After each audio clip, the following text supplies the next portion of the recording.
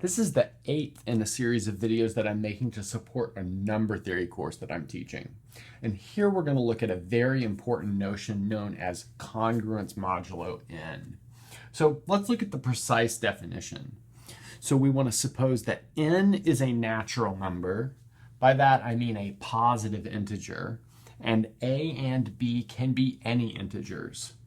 So we say that a is congruent to b modulo n, and we write the following notation. So it's an a with a triple equal sign b, and then in parentheses we have mod n. And we generally read this as a congruent to b mod n. And this holds if n divides the number a minus b. So if not, we say that a and b are incongruent modulo n, and we write a not congruent to b mod n. So we just put a slash between that triple equal sign.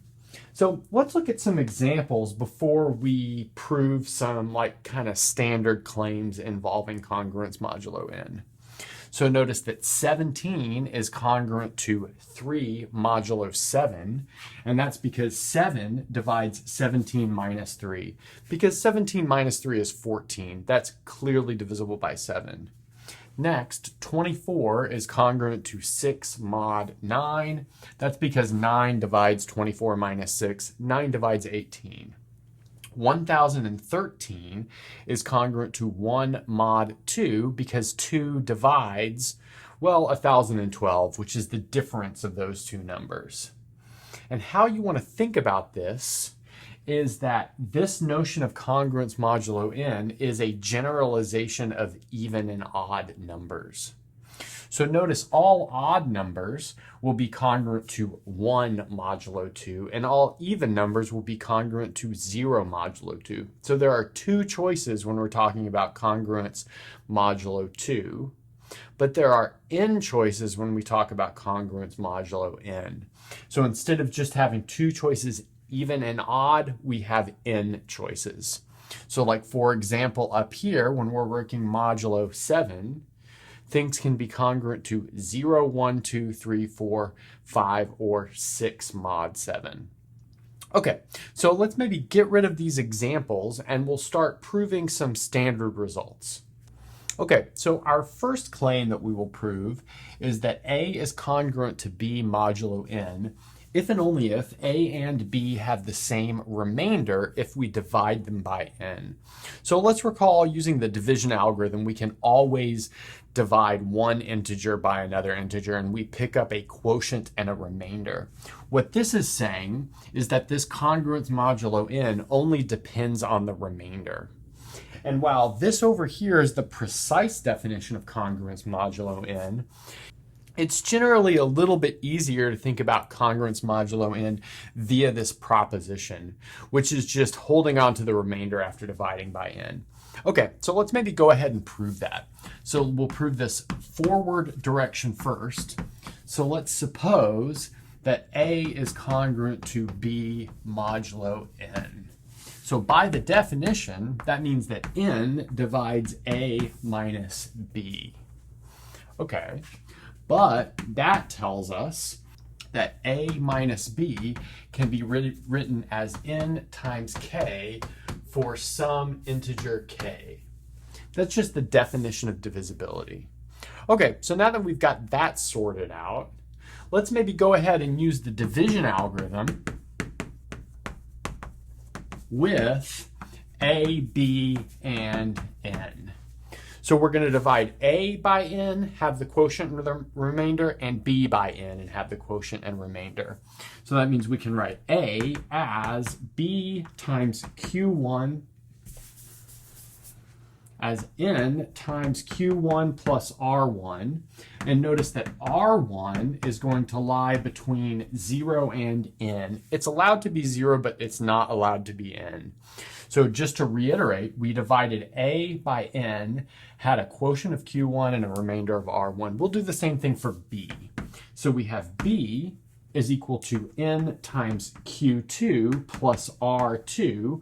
And likewise, we have r2 is between 0 and n, including 0 but not including n. Okay, nice. So now where can we go from there?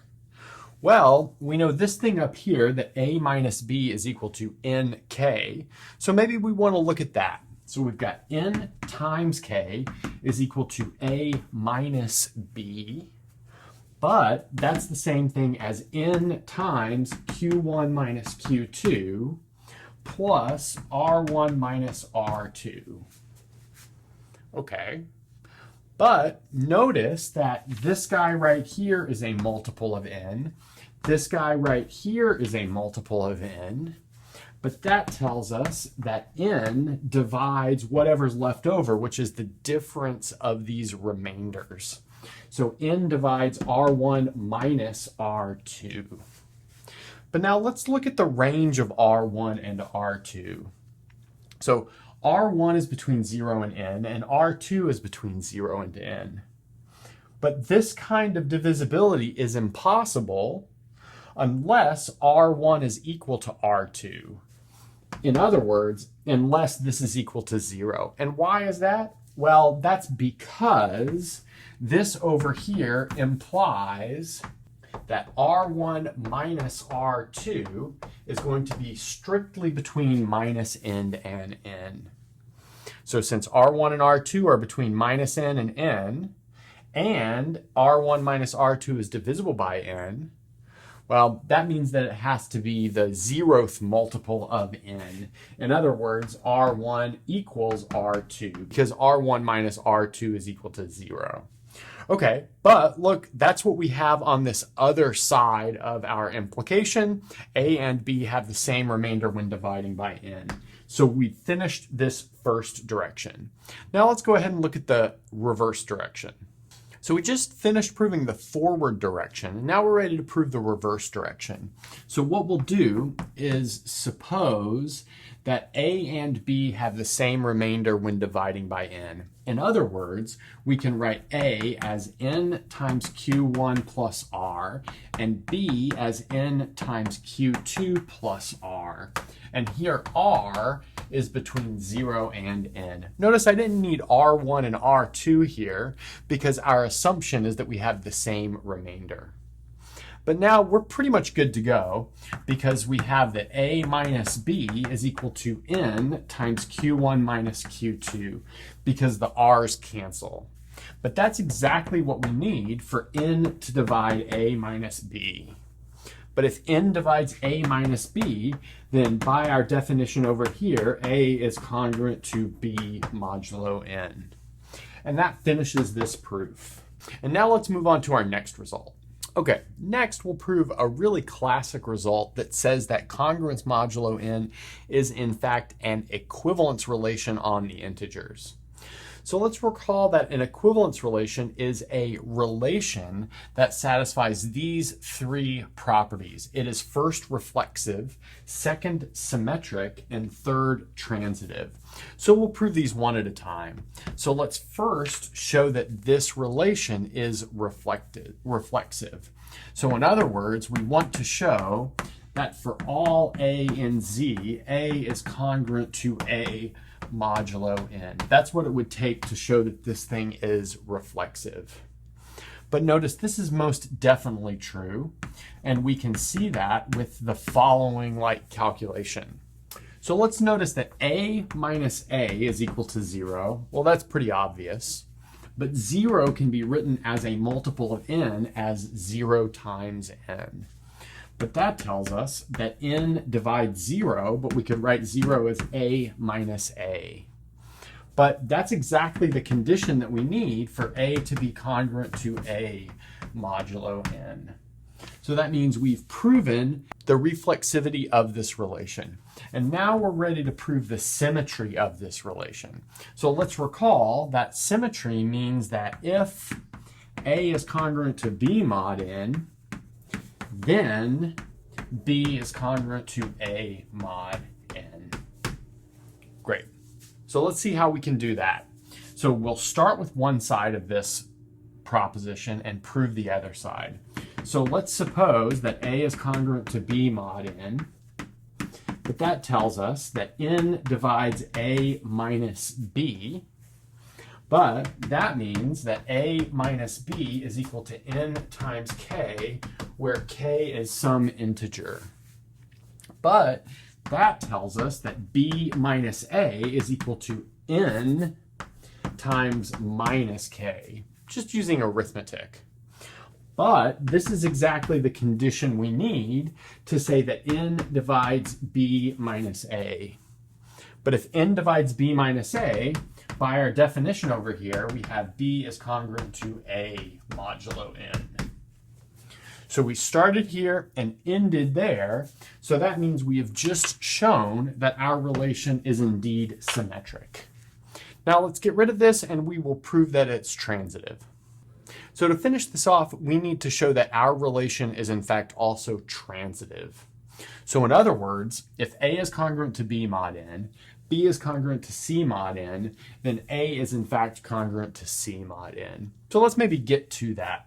So we'll suppose first off that a is congruent to b mod n and b is congruent to c mod n. Now let's unravel this via the definition of congruence modulo n.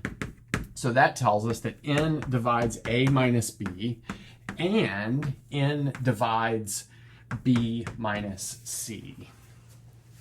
Now we could actually jump to the end here because we know something about divisibility and taking linear combinations. But instead of doing that, I'll put all the details in just, because we can. Okay, so this means that a minus b is equal to n times k. And then this one over here means b minus c is equal to n times l. And this is for some integers k and l. Okay, now let's look at what we're trying to get to. We're trying to get to a is congruent to c mod n. That means we need to see something of the form a minus c. So how can we do that? Well, we can do that by taking these two things which I've underlined in purple and adding them. So notice that a minus c is the same thing as a minus b plus b minus c, just by standard arithmetic. But that's also equal to nk plus nl, which is n times k plus l. But what do we have? We have a minus c as a multiple of n. That means that n divides a minus c, but that means that a is congruent to c modulo n. And that finishes off this proof that our relation is in fact transitive. So that means it's reflexive, symmetric, and transitive, which means congruence modulo n is in fact an equivalence relation on the integers.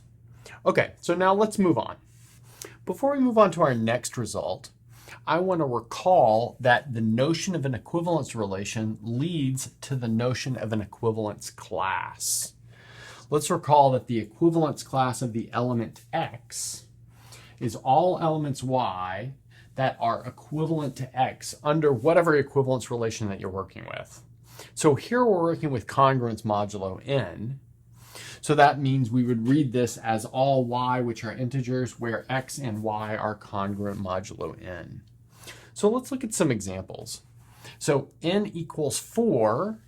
The equivalence class of the number 0 is everything congruent to 0 mod 4. In other words, all multiples of 4. Because we can think about just keeping the remainder after dividing by 4. So that means we've got 0 plus minus 4 plus minus 8 plus minus 12 and so on and so forth. That's the equivalence class. Next, the equivalence class of 1 is everything that's congruent to 1 mod 4. In other words, everything that has a remainder of 1 after dividing by 4. So 1, 5, 9, so on and so forth in that direction. And also back in the other direction. So minus 3, minus 7, and so on and so forth in the negative direction. Next, the equivalence class of 2 is everything that has a remainder of 2 when dividing by 4. So we've got minus 6, minus 2, 2, 6, and so on and so forth. Finally, the equivalence class of 3 is everything that has a remainder of 3 when dividing by 4. So we've got like 3, 7, and then so on and so forth in that direction, minus 1, minus 5, and then back in the negative direction as well. So I want to notice that if we take these 4 equivalence classes, 0, 1, 2, 3, and 4, and take their union, then we get all of the integers. So notice we can count those up: 0, 1, 2, 3, 4, 5, 6, 7, and you can see that we'll get all the integers eventually. Now, another thing that I want to notice is that these are in fact disjoint unions. In other words, there's no overlap between these equivalence classes. That's a standard result that you probably saw in an Intro to Proofs class, that an equivalence relation and equivalence classes lead to a partition of a set. So in fact, we've got a partition of the integers into 4 sets there. Okay, that leads us to another definition, and that's the definition of something called a complete residue system modulo n. So the set of integers a1, a2 up to an is called a complete residue system mod n if, when we take the union of these n equivalence classes, we get all of the integers. So from our original example up here, we see that 0, 1, 2, 3 make a complete residue system. And that's because these union to the integers. But we could take other equivalence class representatives if we wanted to. So notice that -2, 1, 0, 1, sorry, -2, that should be -1, 0, 1, also form a complete residue system. And that's, again, because their equivalent classes will union to the integers. Similarly, 4, 6, 7, 9, that's another kind of strange complete residue system. Okay, so let's maybe get rid of this, and then we'll prove the relationship between basic arithmetic and congruence modulo n. Now we're going to prove a 4-part proposition involving the arithmetic properties of congruence modulo n. Starting with the following setup. We've got a natural number n, and a, b, c, and d are integers. Furthermore, we're assuming that a is congruent to c mod n and b is congruent to d mod n. Then it will follow that a plus b is the same thing as c plus d mod n, and a times b is the same thing as c times d mod n. In other words, this addition and this multiplication are well-defined modulo n. Okay, so let's maybe see how we can prove this first bit of the proposition. So notice that a is congruent to c, b is congruent to d, so that means that a minus c is equal to n times k, and b minus d is equal to n times l, where k and l are some integers. Okay, now let's see where we want to go. We want to look at this a plus b and this c plus d, but for those to be congruent modulo n, we need to discover their difference. So let's see how we can do that. Well, we can get their difference by adding these two equations. So notice that a plus b minus c plus d is the same thing as a minus c plus b minus d, just by normal arithmetic rules. But that's the same thing as nk plus nl, which is the same thing as nk plus l. But what do we have? We have a plus b minus c plus d as a multiple of n, but that's the same thing as saying that a plus b is congruent to c plus d modulo n, as we were going for in this first part. Okay, now let's look at multiplication.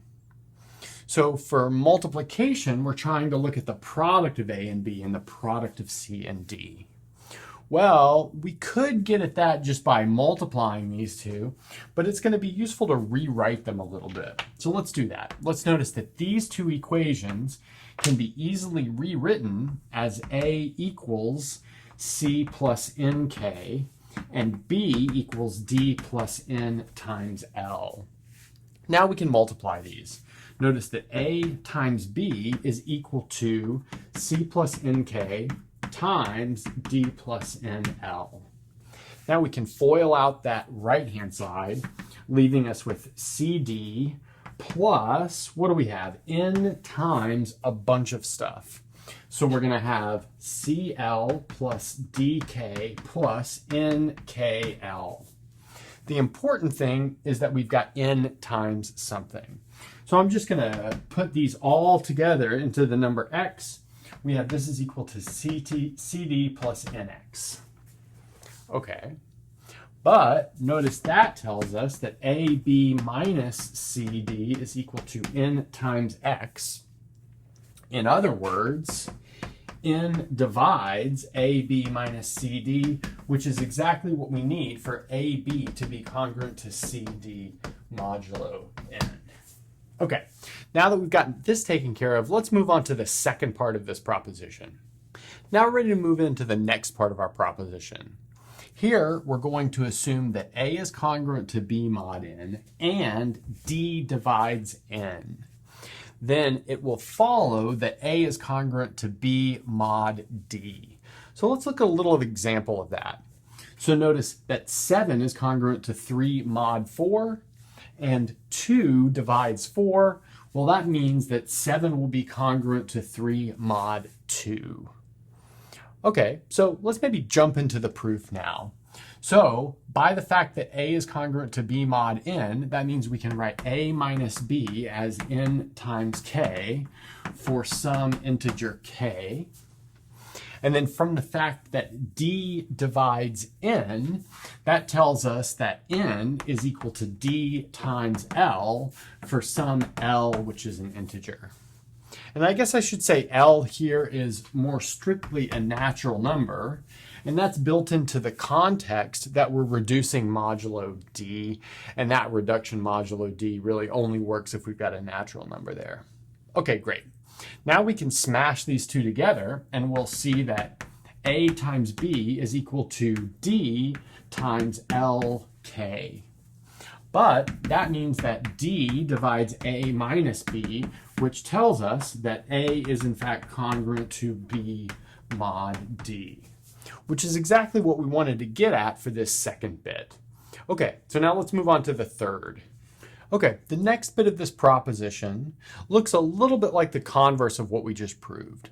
So we're going to start by assuming that A is congruent to B mod n and C is a natural number. And then from that, it will follow that AC is congruent to BC mod NC. So it's not exactly a converse, but it sort of looks like one because we are building up what we are reducing modulo. So before, we went from reducing modulo n to reducing modulo a divisor of n. And here we're going from reducing mod n to reducing modulo a multiple of n. Okay, so let's maybe get to it. So let's notice that this statement right here means that A minus B is equal to n times k. And now this is actually really quick. All we have to do from here is multiply this entire equation by C. So that'll give us AC minus BC is equal to NC times K. But that's exactly what it takes for AC to be congruent to BC modulo NC. Now I said there was a fourth part of this proposition that I'll either leave the proof for you or just notice that it will immediately follow from what we did in the first part. And that goes like this. So for a natural number m, if A is congruent to B mod n, then A to the m is congruent to B to the m modulo n. Okay, good. So now that we've taken care of this arithmetic proposition, we're going to look at some results that follow from it. We'll finish with a quick corollary which follows from that last proposition. So if we've got a polynomial with integer coefficients, and we know that A is congruent to B mod n, then f of A is congruent to f of B mod n. So this proof is actually quite short, but we're going to look at it anyway. So let's maybe write the polynomial as follows. We'll say f of x is equal to c0 plus c1 times x plus all the way up to c kx to the k. So it's going to be a degree k polynomial. Okay, so now let's notice that f of a is equal to c0 plus c1 times a plus c2 times a squared all the way up to ck times a to the k. But then by the fourth part of our last proposition, we know that we can replace this a with a b, this a squared with a b squared, and this a to the k with a b to the k if we are reducing modulo n. In other words, we know this is congruent to c naught plus c1b plus c2b squared plus all the way up to ck b to the k mod n. But that's exactly our polynomial evaluated at b. So this is congruent to f of b mod n. And that finishes this proof. Now we'll finish it off with some warm-up exercises. So let's look at some warm-up problems. The first is to show that each of these congruents is true. So for example, 111 is congruent to minus 9 mod 40. So you'd want to show that that is true using the definition of congruence modulo 40. Next, the goal is to find all natural numbers n such that 27 is congruent to 5 mod n. So this is an interesting example because you solve for this n. Okay, next, let's find the least positive residue of this huge number, 1 factorial plus 2 factorial, all the way up to 100 factorial, if we reduce modulo 7 or if we reduce modulo 25. So there'll be a trick here, and just think about what happens after you get far enough into this sum. Okay, that's a good place to stop.